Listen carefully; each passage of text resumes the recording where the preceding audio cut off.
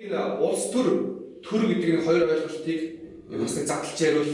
Тийм энэ дээр нэг гарч ирэх юм санагдана тийм ээ. Тэгэхээр улс гэдэг бол бид нар бол одоо тодорхой газар нутагтай, тодорхой эдийн засгийн орчинтой тэнд амьдарч байгаа улсууд нэгдмэл төвхтэй хамгийн гол. Нэгдмэл төвхтэй олон эстэн ийм улсууд байгаа гэдэг бид нар чинь ард түмэн төр улсаар байгуулсан одоо улсуудыг ард түмэн үндэстэн гэдэг шүү дээ, үндэстэн. Тийм учраас бол бид нар ийм төр засаг гэдэг бол тэр ард түмнээс тодорхой сонгуулиар үндийн дагуу сонгуулиар гарч ирээд одоо өнөөдрийн байдлаар үзвэл 4 жилээр одоо ингэж төр засгийг толгойд юм болсод байгаа. Төр засгийн дээр чинь тэр хүмүүсээс гадна урд нь бол байжсэн олон бол хууль дүрмийн актууд. Тэгэхээр ер нь төрийн шийдвэрийг бол албадан хэрэгжүүлдэг одоо чинь хүчний байгууллага мэдчихэж байгаа. Ийм байгууллагуудыг бол нийтгээд төр засаг гэж байгаа. Энэ бол ард түмэн дотроо байдаг. Ард түмний нэг хэсэг л болохгүй. Тэгэхээр улс гэдэг ойлголтыг ерөөсөө байхгүй болгосон. Үнэндээ бол улс гэж одоо Монгол хэл нэрлсэн байгаа учраас нэг уулын нэр юм шиг нэг одоо ямар нэгэн байгалийн тогтцын дэнд юм шиг тийм үү? Ийм болгосон байгаа үнээр бол одоо бид нар маш их өрөвдөлтэй байдаг юм л да. Энийг бол бид зас залруулах хэрэгтэй. Монгол улс одоо хаашаа явах вэ гэдэг үзэл сурталтай болох. Үзэл суртал гэдэг бол бидний очих гэж зам байхгүй юу? Бид нар хэдийгээр бол ард түмэн олон янзын одоо ийм бодол санаатай улсууд байж болох хэдий ч бид үндсэн асуудлууд дээр үнээр одоо нэгдэж энэ дээр бол бид нар цул бол энэ дээр зүгээр ингээд ярих чинь одоо олон урагч үзэл олон намын тогтолцоо гэсэн ямар нэгэн бүгд бүтэн цул одоо ард түмнүүдийг задлах технологи энэ бол харийн технологи баггүй юм технологи.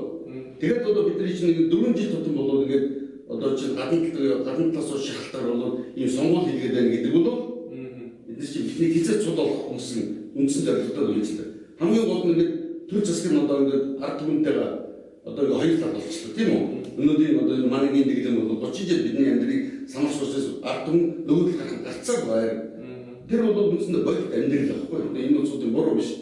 Хамгийн гол нь одоо тэрэн дээр бол нэмэгдээд энэ хэвлэл мэдээдийн одоо бүх хэрэгслүүд бас нөгөө талд гарцаа. Ийм учраас чинь хүмүүс болохоор нэг л янзын имийг бол Америкт болж байгаа бол энэ бусад орнд болж байгаа имийг нэг л өнцгөр харуулдаг байхгүй. Тэр тэрийг бол олон янзын өнцгөр тайлбарладаг. Ийм бол өнөөдөр ердөөсөө манайс одоо энэ чөлөөтлөд нэрлэгдсэн ийм одоо хоорондоо ийм сэтгүүлч танаар бүгдээрээ мэдчихэж байгаа. Нэр бүхий одоо телевизийн компани нэр бүхий сэтгүүлчд байгаа шүү дээ. Бид нар бол нөгөө неолибералчтай тэр долларын эзэнтэй нэг тал болчиход байгаа байхгүй. Тэгэхээр одоо нэг ингээд ажиллаж байгаа дэлхийн өндөр хөгжилтэй одоо ингээд зөв бодлогоор явж байгаа улс орнууд одоо ингээд төрийн бодлого нэг маш тогтвортойгоор ингэж явагдчихдаг. Тэнгүүтээ тэр улс төр одоо ингээд 4 жилдээ байна уу 8 жилдээ байна уу яасан гэдэх нь хамаагүйгээр одоо манайд чинь одоо нэг ардын орчих юм бол хөдөө орнуудад дашраараа ерөөсөө тэгээд ардын орнууд гараад хэмждэг шүү дээ. Энэ тогтолцоо байж болохгүй. Мэдээж шүү дээ. Яаж байж болох вэ? Энэ чинь бол Монголын нөгөө урд нь байсан одоо ч байж одоо шинээр үүсэн гарч иж байгаа. Энэ бол үндсэн одоо хүмүүсийн боловсон хүчин гэж ярьдаг байлаа шүү дээ. Одоо бол хүний нөөц гэсэн байна. Хүний нөөц гэдэг бол ямар нэгэн материал гэсэн үг юм байна. Урд нь бол боловсон хүчин гэж ярьдагсан тийм үү? Ийм бүгдээ энэ чинь маш олон талын маш олон хэлбэртэй байгаа экономикийн төрөл бол бидний хүүхдүүдийг одоо чинь боловсрын нугаар ажилгүйд одоо унаагаар тэгээд үндсэндээ энэ улсуудыг их орноос нь хүн явуулаад одоо чинь одоо тэд нар бол мэдээж хөө явуулахгүй гарцаагүй бол явуулах аргагүй байдаг. Араар нь бол манай улс орны бол ингээд бүгдийн савраа хийсэн байхгүй. Ер нь бол Монгол бол одоо бид нар эдийн засгийн удирдлагын одоо номнууд дээр бичсэн байгаа шүү дээ. Тэр болохдоо ер нь зориудын бодлого гэдгийг бид ойлгох хэрэгтэй. Тийм учраас ялангуяа хүмүүсийг одоо ингэж бид хоёрыг үзэж байгаа улсуудад хандж ирэхэд юмыг ойлгож одоо энэ удаа сонголтоо хийе. Одоо бол бид нар бол үгүй эднийг хизээч хийхгүй гэдгийг ойлголоо. Харин бид бол чаднаа. Үнээр бол одоо чинь Монгол улсаа гэсэн бол үнээр сэтгэл хүний үнэт зүйл бидний амьдралын үнэт. Энийг бол буцааж авахгүйгээр бол бид нар ямар ч юм өөрсөхгүй гэдгийг ойлгож байна. Тийм учраас бид чадна. Бид бүгдээрээ бол нэгдэх хэрэгтэй. Энэ бол үндсэндээ одоо манай тарихт 36 нэг дэвшил байж байгаа. Энэ хүмүүс сонсох гаймаар байгаа зү.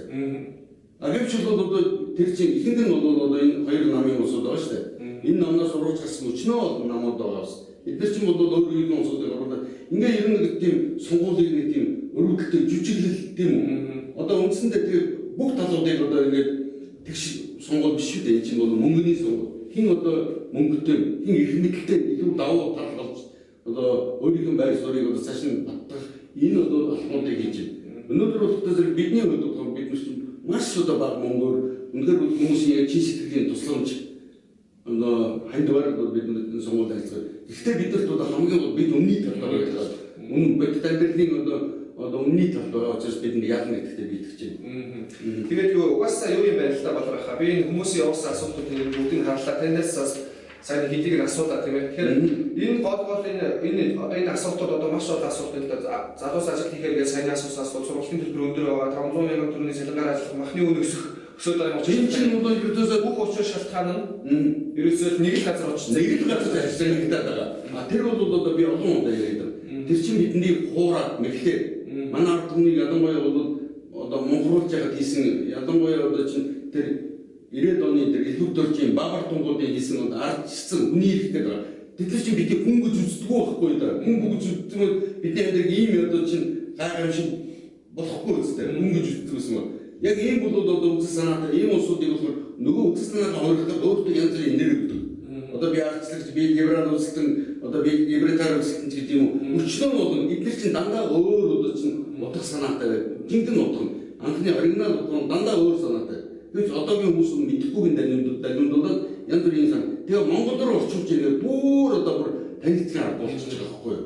Яг манай улс орны түүхэнд байгаагүй тийм нийгмийн тогтолцоо тийм түүхэн үйл байгаагүй юм бол энэ чинь манай ард түмэн түүхэнд байгаа ш бидний өмнөсөн биш байхгүй юу? Тийм байгаагүй тэрэнд оноос нь гэж байх ёсгүй шүү дээ. Тийм учраас бид нар яг тэр нэрийг нь авч ирэх хэрэгтэй байхгүй юу?